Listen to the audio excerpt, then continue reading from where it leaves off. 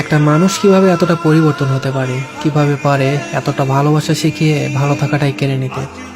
আজকের গল্পটা সালেহ আহমেদ ভাইয়ের। গল্পটা শুনলে বুঝতে পারবেন মানুষ নতুনকে পেয়ে কিভাবে পুরাতনকে ভুলে যায়। ভাইয়াটা আমারে বলে যে ওর সাথে আমার পরিচয় হয় আমাদের নানুর বাড়িতে গিয়ে। প্রথম দেখাতেই ভালো লেগে যায়। ও আমার ছোট বোনের ক্লাসমেট ছিল। আমার ছোট বোন আমার ফোন থেকে ওর সাথে কথা বলতো, বিভিন্ন নোটস ছবি পাঠাইতো ওকে। তো তার মাধ্যমে আমাদের কথা হয়। এভাবে আমাদের প্রায় 6 মাস কথা হয়। এই 6 মাসে ওর প্রতি আমার একটা আলাদা টান তৈরি হয়। আমি বুঝতে পারছিলাম ওইও আমার একটু একটু পছন্দ করে। কিন্তু ওর আগের একটা বয়ফ্রেন্ড ছিল, সেটা আমি জানতাম। কিছুদিন পর শুনতে পেলাম যে ওর ব্রেকআপ হয়ে গেছে। তো তার কিছুদিন পরেই, দিনটা ছিল সোমবার, সন্ধ্যা 7টা 15 মিনিটে আমি ওকে প্রপোজ করি। আমি ওকে বলি আমি তোমার হাতটা সারা জীবনের জন্য ধরতে চাই। ও কিছুই বলেনি, শুধু কিছুদিন সময় নিয়েছিল। তো তারপর ও রাজি হয়ে যায়। তারপর আমাদের রিলেশনটা শুরু হয়। ও কলেজে ভর্তি হওয়ার আগ পর্যন্ত সবকিছু ঠিকঠাকই ছিল, কিন্তু কলেজে ভর্তি হওয়ার পর থেকে কেমন যেন বদলে যেতে শুরু করলো। রিলেশনের শুরুতেও আমাকে অনেক কেয়ার করতো, ভালোবাসতো, সবসময় খোঁজ নিত, 3 বেলা জিজ্ঞেস করতো আমি খেয়েছি কিনা।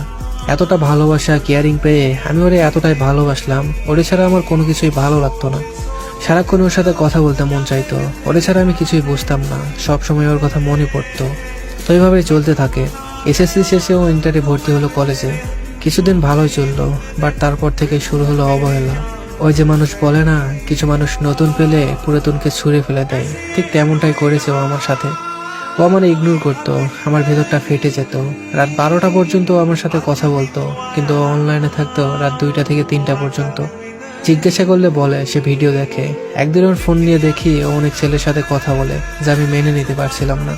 আমার সব থেকে খারাপ লাগতো, ও আমার কথা শুনতো না। আমি যা বলতাম সবকিছুর ঊর্ধ্বে চলতো।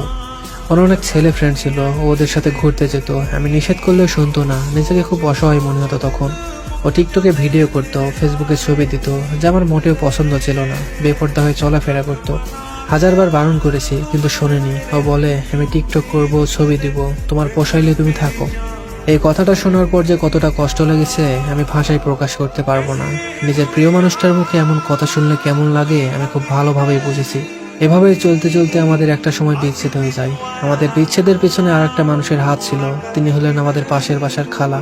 থার্ড পার্সন হয়ে তিনি আমাদের সম্পর্কটা নষ্ট করে দিয়েছেন। ও আফরিনকে বলতো আমি নাকি আফরিনের সাথে টাইম পাস করি, আমি নাকি ওকে বিয়ে করব না। এটা ছাড়া আরো অনেক কিছু বলে আমাদের মাঝে দূরত্বর সৃষ্টি করেছে। আর এই দূরত্ব থেকেই আজ আমাদের বিচ্ছেদ। আমি আফরিনকে অনেক বুঝিয়েছি যে দেখো, আমি যদি বিয়ে করি তাহলে তোমাকেই করব। তাও সে বিশ্বাস করেনি।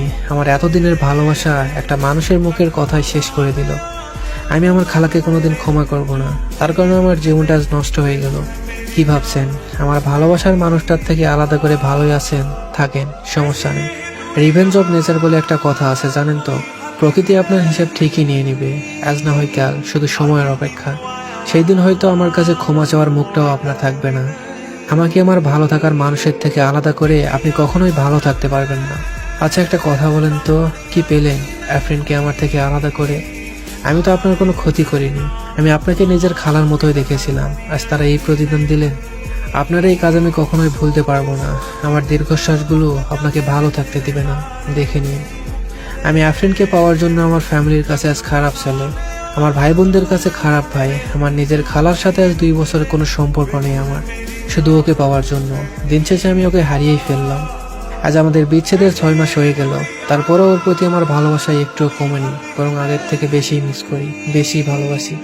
আমি ওকে কখনো ভুলতে পারবো না। ওকে পেয়ে গেলে হয়তো আমার চাওয়ার কিছুই থাকতো না। তার জীবনে যত না পাওয়ার গল্প আছে, ওকে পেয়ে গেলে হয়তো সব না পাওয়ার গল্পগুলো ভুলে যেতাম। আফরিন, আমি তোমাকে কিছু কথা বলতে চাই।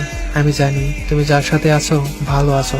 আমি চাই তুমি ভালো থাকো, সেটা যে কারোর সাথে হোক না কেন। আর একটা কথা, আমি অনেকবার চেয়েছি তোমায় ঘৃণা করতে, কিন্তু কখনোই পারিনি। আমি তোমাকে মন থেকে ভালোবেসেছি, হয়তো এই কারণেই ঘৃণা করতে পারিনি। জানো, আমি এখনো প্রতিদিন তোমাকে এফবিতে সার্চ করি, এখনো তোমার পুরনো SMS গুলো দেখি, তোমার ছবিগুলো দেখি আর ভাবি এই কি সেই মানুষ যাকে আমি এতটা ভালোবেসেছি? খুব অচেনা লাগে তোমায় এখন, খুব মিস করি তোমার সেই আগের ভালোবাসাগুলো। তোমার কথা মনে হলেই নিজের অজান্তেই চোখে পানি চলে আসে। কি করব বলো, তোমাকে তো আর পাওয়া হলো না, তাই তোমার স্মৃতিগুলো নিয়েই বেঁচে আছি। আমি একদম ভালো নেই তোমায় ছাড়া। তুমি আমার ভালো থাকার কারণ ছিলা, সেই তুমিই নেই, কিভাবে ভালো থাকি বলো? জানো তো, তোমায় খুব মিস করি। I miss you Afreen, I really miss you. তোমাকে অনেক কথা বলার ছিল, কিন্তু তার হয়তো বা কখনো হবে না। আমি তোমার থেকে অনেক দূরে চলে যাচ্ছি। হয়তো কাছে পেতে ইচ্ছে করলেও আমায় ফিরে পাবে না। আমি চাই তুমি ভালো থাকো, অনেক ভালো থাকো। 5 ওয়াক্ত নামাজ পড়ে মোনাজাতে তোমাকে কত চাইলাম, কিন্তু পেলাম না। অনেকবার সুইসাইড করতে চেয়েছিলাম, কিন্তু যখনই সুইসাইড করতে গিয়েছি আমার মনে পড়েছে আমি তো মুসলিম, সুইসাইড করা ঠিক না। আমি সবসময় চেয়েছি তুমি ভালো থাকো, আজও চাই তুমি ভালো থাকো, অনেক ভালো থাকো। যে মানুষটা আপনাকে এতটা ভালোবাসে তাকে ছেড়ে দিয়ে অনেক বড় ভুল করেছেন। এখন হয়তোবা বুঝতে পারছেন না, একটা সময় ঠিকই বুঝতে পারবেন, কিন্তু তখন হয়তোবা অনেক দেরি হয়ে যাবে। একটাবার ভেবে দেখতেও তো পারতেন যে মানুষটা আপনাকে ছাড়া কিছুই বুঝতো না, সে মানুষটা আপনাকে ছাড়া কিভাবে থাকবে, কিভাবে ভুলে থাকবে আপনাকে। ভালোবাসার মানুষটাকে না পাওয়ার কষ্ট আপনি সেই দিন বুঝতে পারবেন, যেদিন আপনার ভালোবাসার মানুষটা আপনাকেই ছেড়ে দিবে। সেদিন বুঝতে পারবেন কাউকে ছেড়ে গেলে ঠিক কতটা কষ্ট লাগে। হয়তো আপনার নতুন অনেক মানুষ হয়েছে, নতুন ভালোবাসার মানুষ হয়েছে। আজ যে নতুন মানুষটার জন্য পুরনো মানুষটাকে ছেড়ে দিলেন, এই মানুষটাই একটা সময় আপনার হাসির কারণ ছিল, আজ আপনি তার হাসিটাই কেড়ে নিলেন। আপনি কখনো ভালো থাকতে পারবেন না, কখনো না। আর থার্ড পার্সনের কথা শুনে যারা ভালোবাসার মানুষটাকে ছেড়ে দেয়, তারা কখনোই ভালোবাসতে জানে না, তারা কখনোই ভালোবাসার মানুষ হতে পারে না।